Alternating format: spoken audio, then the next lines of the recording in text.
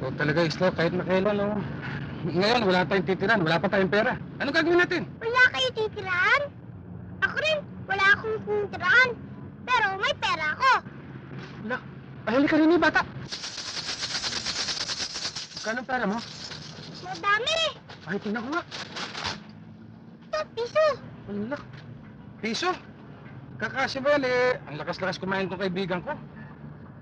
Passion to. Ang daan-daan to. Makakabili ka na ng adobo, pansit, fried chicken, Ha? leche flan, Let's plan.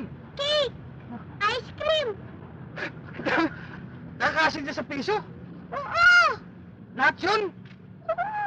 Halika, sumang kayo sa tindahan. Meron ka alam na tindahan? Oo! Berting, bayaan mo na yung piso niyang bata. Ay, baka naman sa kalaboso na naman tayo Ano pulutin. kalboso? Ay, yung mabibilang ko. Nakukulong pa tayo niyan. Halika na nga. Hindi, Gutom na gutom na ako eh. Oo nga, pero yung piso mo eh. Berting, ayan yung dalawang tumanso sa atin eh.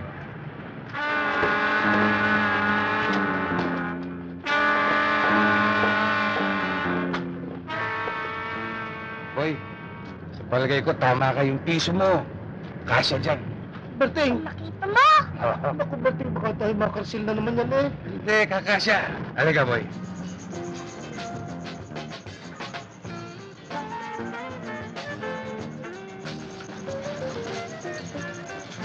Oy, mga panyero! Andito pala kayo eh.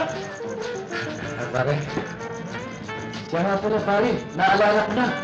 Nung minsan magkita tayo dun sa kabilang restaurant, yung chick yata namin napasama sa inyo. Ala, hindi! Talagang pinakuha namin yung chick ninyo at aming pinayaran. Hindi ba nakakahiya sa'yo, pare? Pasensya ka na pare, medyo kinapos kami nun eh. Alam ko naman pare, galante ka sa bagay na yun eh. Allah, walang ano man yun. Chicken feed lang yun. Alam mo naman, magkakaibigan tayo eh. Salamat pare. Oh.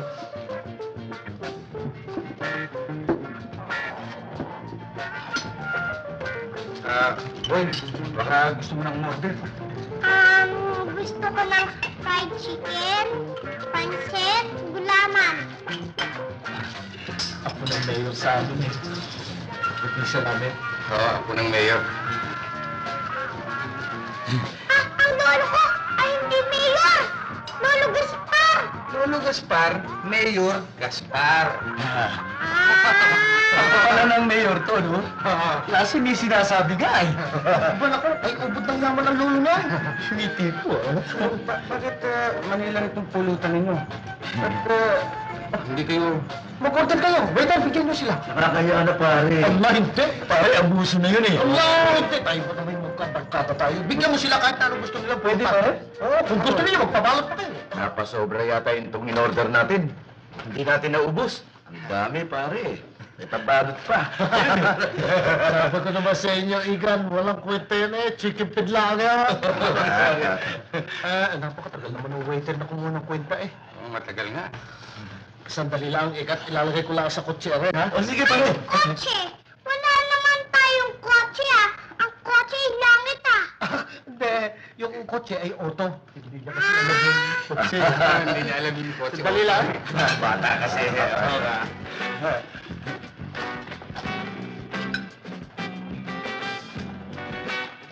Naku, talaga si Isla, oh. Paano nga mabubuksan yung kotse? Nasa akin ang susi. Malilimutin pala yung kaibigan mo, no? Oo, kasi masyadong maraming negosyong iniisip. Hindi ko siya talaga. Sandali lang, susundan ko nang mabuksan yung kotse. O sige pare.